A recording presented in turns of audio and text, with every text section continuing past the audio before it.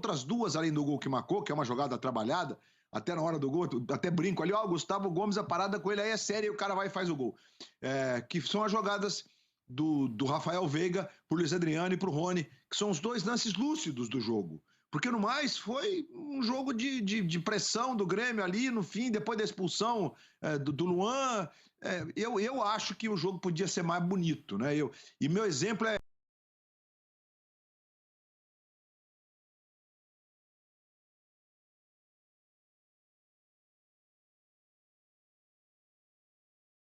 Flamengo Internacional, que é campeão e vice, que se enfrentaram no outro domingo e fizeram um jogo bem legal no Maracanã.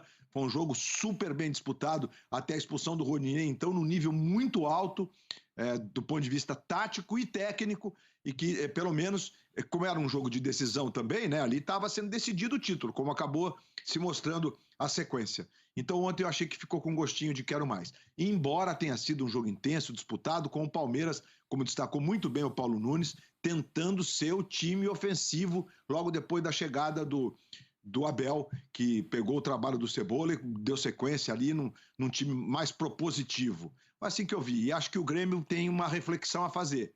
O Grêmio está no divã. Será que o ciclo Renato Gaúcho está se encerrando depois de 5 anos? O PVC trouxe a informação no Troca de Passes de sábado que a renovação do Renato com o Grêmio está encaminhada, tudo caminha, tudo converge para mais uma temporada de Renato à frente do Grêmio. Eu acredito apenas que o Grêmio tem que dar uma boa mexida aí, porque o futebol que o time tem jogado nesse momento não é animador. Fala, Roger, bem-vindo à Seleção, beleza? Tá sem som, Roger. Tá sem som, Roger. Liga o microfone aí, Roger. Tem que ficar ligado por causa do Ozzy aqui, do cachorro, senão ele late e o Rizek reclama. Então, vamos lá. Boa tarde, André, Luiz, Paulinho, meus companheiros de ontem. Saudade de vocês. Muito tempo que eu não os vejo. Mas eu vou nessa onda do jogo ontem, de um jogo bem disputado, de um jogo interessante. Primeiro tempo de muito estudo, de muito respeito das duas equipes. Achei que o Palmeiras foi melhor, principalmente porque usou melhor seu camisa 10. Seu camisa 10 hoje em dia não tem o camisa 10, né? Foi o 23, o Rafael Veiga. E o Grêmio pouco utilizou o talento do Jean-Pierre. Ou o Jean-Pierre pouco soube utilizar o seu talento numa faixa de campo que faça a diferença. Jean-Pierre ontem jogou mais como volante quando tinha bola, e quando não tinha bola, numa posição de marcação, ele adiantava para ficar do lado do Diego Souza. Então ele teve uma posição no campo em que não mexeria na estrutura técnica do time do Grêmio. E o Grêmio depende do talento técnico do Jean-Pierre. É o jogador que tem mais capacidade de jogar entre as linhas para poder segurar uma marcação forte, fazer um giro, dar um passe curto para fazer o PP jogar. O PP não jogou ontem porque não foi acionado. Dar um passe entre as linhas para que o Alisson entre numa diagonal, buscar uma tabela no pivô do Diego Souza. Isso não aconteceu porque o Grêmio não teve o Jean-Pierre funcionando na faixa de campo que tem que funcionar. Ontem, saindo do jogo, até pensei, será que eu e o Paulinho, a gente criticou muito o Jean-Pierre? Será que a gente pegou pesado, né? Mas eu acho que não, a gente critica porque o menino tem muito talento, é um jogador lúcido, é um jogador que tem capacidade de definir o jogo tecnicamente, num passe, numa bola parada, e isso ele não conseguiu fazer ontem. Eu caí, eu me escureci, mas eu voltei. Está ao vivo aqui, está ao vivo. Então eu acho que essa foi a grande diferença.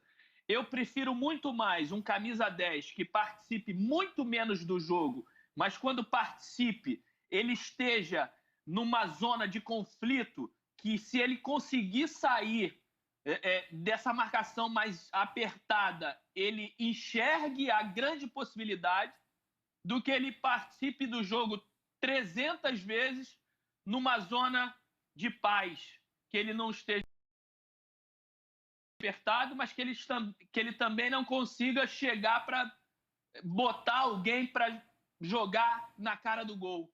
Eu acho que essa foi a grande diferença. O Rafael Veiga, ontem, quando participou, foi efetivo?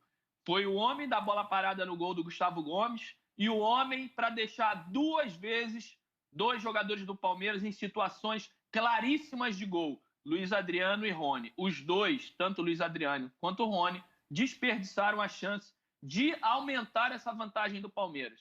Depois, com um jogador a menos, o Grêmio teve mais volume, colocou o Ferreirinha, mas muitas bolas alçadas, e aí o sistema defensivo do Palmeiras funcionou muito bem. Gustavo Gomes, o Imperior entrou muito bem, o Vinha jogou muito bem até o Ferreirinha entrar, depois ele passou um sufoco danado. O Marcos Rocha jogou muita bola, além de posicionamento perfeito, ele anulou o PP, muitas vezes era uma marcação individual. O Felipe Melo, uma leitura corretíssima, poucas vezes ele foi à frente, mas como ele fechava os espaços e fazia as coberturas necessárias e corretas, eu acho que o Palmeiras fez um jogo corretíssimo. Se não matou o jogo pelas oportunidades perdidas, tanto pelo Adriano quanto pelo Rony, ele sustentou um resultado com um sistema defensivo muito sólido. A gente estava mostrando imagens do Rafael Veiga, elogiado por você na partida de ontem. Vamos aos melhores momentos, prosseguir a nossa análise da vitória e do passo que o Palmeiras deu rumo ao título. Paulo Nunes. A gente está elogiando muito o Palmeiras aqui em detrimento do Grêmio. Vamos seguir nos elogios ao Palmeiras, porque eu acho que o Palmeiras mereceu, de fato, elogios ontem em Porto Alegre, Paulo. Exatamente, né? Primeiro, o Palmeiras mudou a postura, né? Eu concordo plenamente, assino tudo que o Roger disse. O Palmeiras mudou a postura, voltou a jogar aquele futebol que ele vinha jogando no começo do trabalho do Abel, né? Com confiança, porque é difícil, André, é difícil você desligar, né, esse chip para você voltar a várias competições como o Palmeiras está jogando. Já joguei jogos assim importantes e é complicado. Então, o que ele fez de melhor? Ele trouxe a confiança do jogador e adiantou o seu time. O Palmeiras ontem jogava especialmente numa linha de 3. Olha o passe do Rafael Veiga. A girada de jogo, né, de corpo do Luiz Adriano para sair da marcação. Tudo bem que o Paulo Miranda ali também, né, deu muito espaço. Ali o zagueiro tem que estar próximo ao atacante. E a gente falava, né, Paulinho, para o Luiz Adriano fugir do Kahneman para buscar o espaço no Paulo Miranda, né? Exatamente, Roger. E ele é inteligente, né? E agora? E a caneta agora? E a caneta agora? E a caneta? Aí entra o jogador, Luiz. O Luiz também falou muito bem isso lá. Aí entra o jogador, que é o meia que o Roger estava falando. O meia que tem que jogar próximo da área. É o meia que quebra essas linhas, né? Esse jogador que o Jean-Pierre não foi. Jean-Pierre se escondeu. Quando ele vai para o lado do Maicon e do Matheus Henrique, ele fica confortável. Ele não erra passe, porque ele toca para o lateral, ele toca para o outro. E no Palmeiras, né? Aí o erro é o lance da expulsão, do Luan, absurdo, porque ele tem a bola, ele esquece a bola para esperar. Me parece, e eu não vi isso no jogo, mas me parece que ele tinha algum problema com o Diego Souza. Ele depois pediu desculpas, disse que o Diego Souza é amigo dele, que na hora ele não queria... E escreveu o seguinte, que em jogo de futebol acontecem coisas inexplicáveis. Ele pediu desculpas ao amigo Diego Souza. É o que ele fez depois do jogo. Disso também, né? Jogaram juntos no Vasco, inclusive, né? Pois é, mas foi um lance Juninho muito estranho. A gente tá vendo. O Juninho, a gente tá vendo aí. Como foi assim? Isso aí é o retrato do que foi a tentativa do Grêmio no segundo tempo lá. O Churinho e tal, o Tassiano chutou essa bola para fora. O Palmeiras realmente bloqueou todas as possibilidades de criação do Grêmio. Tem um chute do Ferreirinha, porque o juiz vacilou. Ele ia dar um cartão amarelo, botou a mão no bolso, o Grêmio cobrou a falta, estava todo mundo desatento e o Ferreirinha chutou pro gol. Com relação ao Luan, eu me lembro muito do que conversava com o Juninho Pernambucano, enquanto trabalhou aqui com a gente, o Juninho hoje no Lyon, né, como executivo de futebol, e o Juninho falava sobre o Luan, o encantamento que ele tinha com o ser humano. Ele dizia, o Luan, ele tem muito mais qualidade como pessoa do que como jogador de futebol. Ele é atleta. Ele foi pro Vasco 12 anos, ele é de uma entrega, ele vai vencer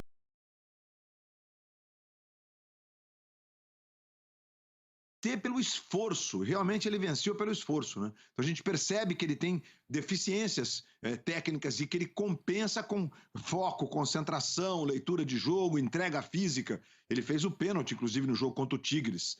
Todo mundo se lembra, né? E fica uma marquinha aí. Mas é isso, eu acho que aquele lance, porque, o Rizek, quando o Leonardo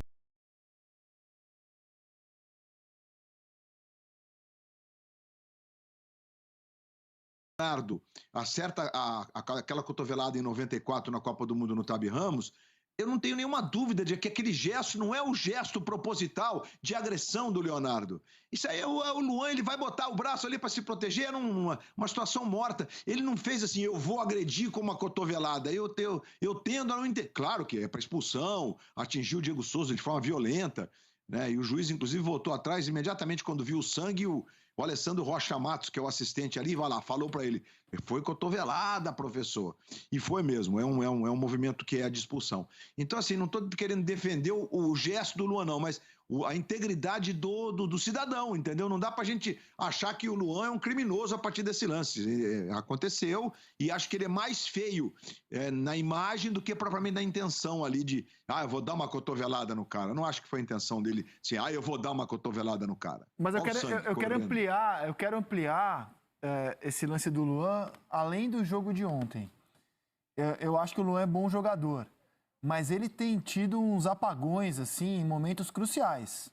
Vocês citaram aí o Mundial de Clubes, ele fez um pênalti muito bobo, cara. Num jogo duro, o Tigres estava melhor e ele fez um pênalti muito bobo que na prática, acabou tirando o Palmeiras da final. Na Libertadores, ele também não foi bem. Ele tomou um drible do Benedetto, assim, uau! Tudo bem que o Benedetto foi... O drible também... O drible foi absurdo, eu sei. O drible foi absurdo.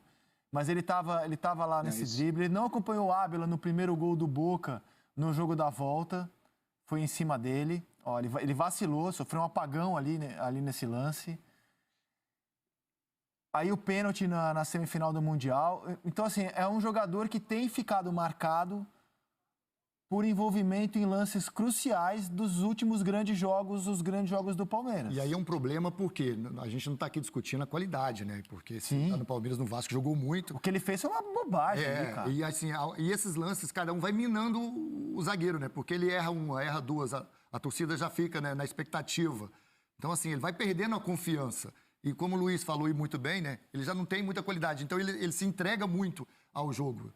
Isso é importante para um zagueiro. Mas quando você erra uma, erra duas, você já vai desconfiado, né? Não posso errar, porque eu sei que a torcida está em cima de mim. E isso dificulta bastante para um zagueiro, principalmente nesses momentos. Ali você falou do lance que o jogador do Boca antecipa ele está desconcentrado. Ele está desconcentrado no jogo da volta. Totalmente O drible do Benedetto, tudo bem, você fala realmente, cara, aquele drible ali, mérito total do Benedetto. Eu fui na bola. Mas eu aqui também, eu quase caí aqui também.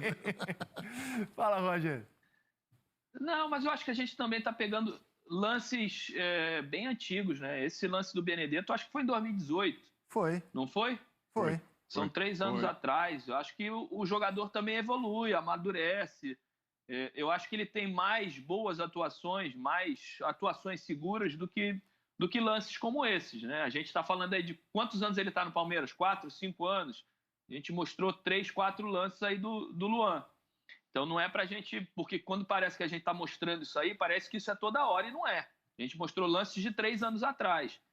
Então o lance de ontem, para mim, é muito mais um apagão mesmo de entender que a jogada estava toda dele. Quando ele percebe o adversário do lado, ele tenta de alguma forma fazer a proteção e exagera na força, né? Levanta o braço e é para expulsão direta mesmo, sem dúvida nenhuma. E fica sem jogar uma final. Mas a gente falando da integridade dele como pessoa, não é um jogador disso, não é um jogador agressivo, é um jogador que dificilmente é de combate, como o Kahneman como o Gustavo Gomes é um jogador mais que foge do contato físico, é um zagueiro mais limpo, vamos dizer assim. Ontem ele passou um pouquinho do tom, mas eu acho que ele é um bom zagueiro, não vejo grandes problemas, não.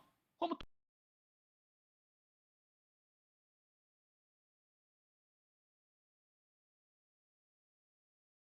todo zagueiro erra, se a gente puxar os grandes zagueiros aí,